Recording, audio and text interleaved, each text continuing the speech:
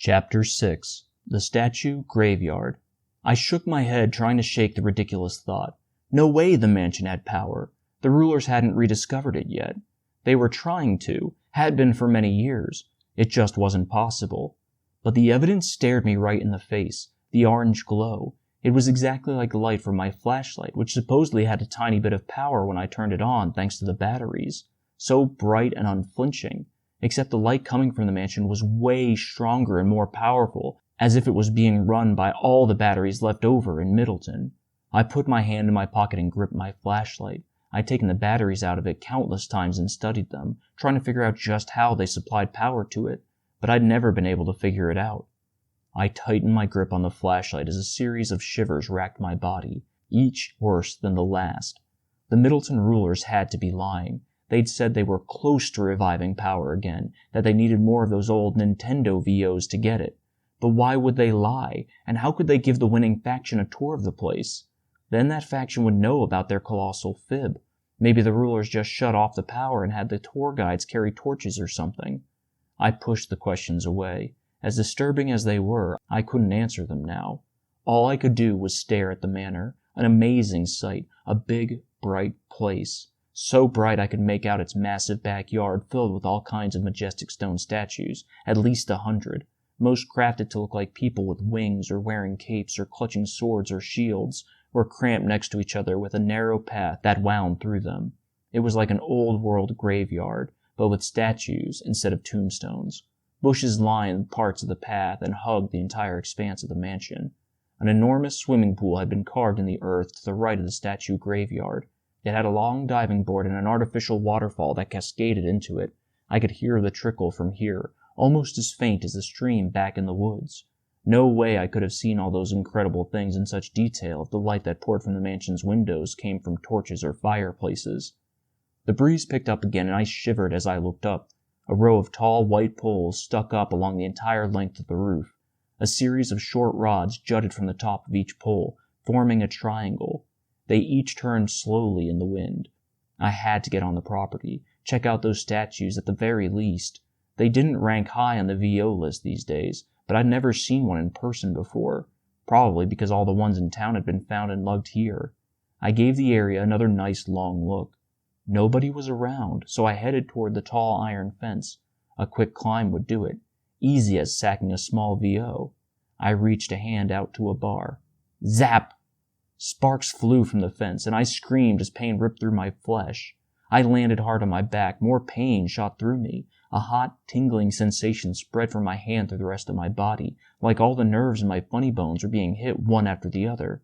I clutched my injured hand to my chest. It wouldn't stop shaking. Why wouldn't it stop shaking? At last the pain started to die down and my hand stopped trembling. I touched it with my other hand, but it wouldn't register. Numb. Please, power, tell me my hand gets its feeling back. I studied the fence. It looked the same as before. No white sparks shot from it. Did I just touch raw power? Was the fence full of the crazy stuff? Had to be, since the mansion had it, and I'd never seen a fence or any other VO do that when you touched it. Sure, my flashlight had power, but it didn't hurt when I held it. This fence must have had more power. Much, much more. How could something so horrible and painful be such a good thing? I picked up a branch with my good hand and threw it at the fence. They met with another zap. More sparks flew, and the branch shot to the ground. I stared at the branch. It didn't move. Well, one thing was for sure. I was never touching that stupid fence again, which meant I wasn't getting into the manor. Hollowness invaded my chest as I slowly climbed to my feet. Parts of my body, including my hand, which still pulsed with pain, were numb and weak. This was it. After a whole lifetime of wondering what the mansion was like, this was as far as I'd get. Sure, the place was priceless, the coolest thing I'd ever seen, but it only made me want to get in there and look around even more, especially since the Battlelux family had revived power. Don't get so down on yourself. At least you got to see it from the outside. But my body and soul sagged heavier than the mansion as I turned around and went back into the forest. The moonlight had grown softer, making it more difficult to see my way. Maybe a cloud was passing by. The occasional chirps of nocturnal woodland creatures had grown less chatty, sounded more like they were arguing with each other. The questions roared back. How did the rulers get power, and why didn't they tell the rest of us they had some? It couldn't be good, our own leaders lying to us like this. If only I could tell somebody, anybody, but no one would believe me. They'd have the patrol slap handcuffs on me on the spot and send me to the prison as the newest LYN madman. I couldn't even tell Marv. He thought I was crazy as it was, and he didn't want to know about the mansion anyway. Every step felt like I was lifting a mountain, and not just because of what I'd been through that night. It was bad enough the plague sapped more energy from my body every single day, but to be traveling at night after a whole day of supply hunting, it was just too much.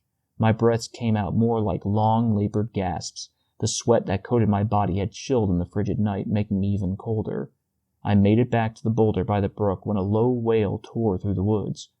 I froze. What was that? It sounded human. The sob broke out again, longer and louder this time. I quietly slunk toward it. I tried to stay in the deep shadow of particularly thick trees and came up to the backyard of a house in a different cul-de-sac than my faction's. The yard was the same as my faction houses, complete with a chicken coop and wooden outhouse. Torchlight streamed through an open window on the first floor where the sobs came from. Who would be up at this hour? Despite the fact I'd just gotten injured by a power fence that refused to let me into the mansion, I bit back a grin at the irony of that question. I snuck across the empty yard, careful to keep quiet so I didn't wake the chickens, and peered through the window. Rows of cribs sat inside the room. A nursery, which meant this was a nurture faction. Priceless.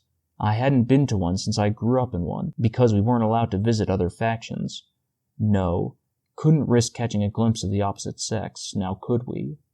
At the far end of the room, a girl raised around 15 or so rocked a baby gently in her arms. Shh, everything's okay, little one. Go back to sleep.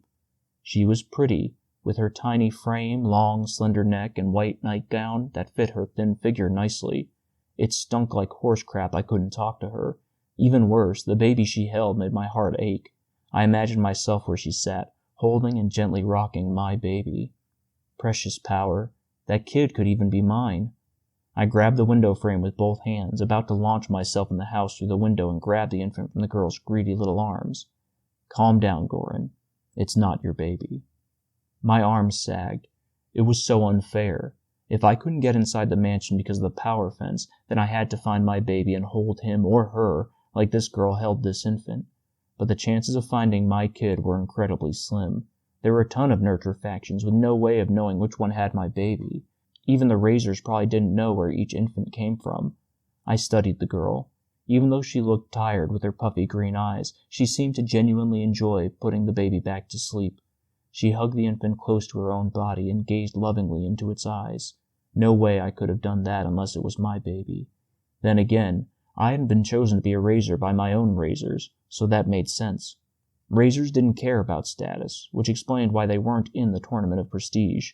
Not that I cared about status, but I didn't naturally love to care for people, and I definitely wouldn't be happy doing that for the rest of my life. I wouldn't make a good patrol officer either. I didn't naturally enjoy keeping people safe and in order. Finally, the baby went silent, and the girl carefully placed it back into its crib with a light smile on her face. She plunged her torch into a bucket by the door, and darkness filled the night. The nursery door closed with a soft thud. I could have climbed through the window then and seen a real live baby up close, maybe even touched it. Even if it wasn't my baby, at least I'd see what they looked and felt like. I'd always wondered what it would be like to hold one. Nah, no point in risking it. I'd already risked a crapload tonight, and it had pretty much gotten me nowhere. Twisted with longing and anger, I followed a couple of familiar shapes, a large boulder and an especially gnarled tree trunk, back into the woods, crossed the brook, and went into my own faction house's backyard. Halfway across the lawn, I froze for the third time that night. The blinds were drawn across Marv's and my bedroom window. Marv never put the blinds down, and I'm pretty sure they'd been up when we left. I glanced at the outhouse a few yards to my right. The door was slightly open. Somebody had been there after me. Not that that necessarily meant anything, but the living room door, which faced the backyard, flew open. "There he is!" Dustum's unmistakable gruff voice shouted. "Get him, Jevs!" My heart leaped up to my throat. Figures charged toward me from the house. I darted back toward the woods. Somebody burst from the outhouse. I dashed away from whoever it was into the forest. Shouts echoed and footsteps pounded after me.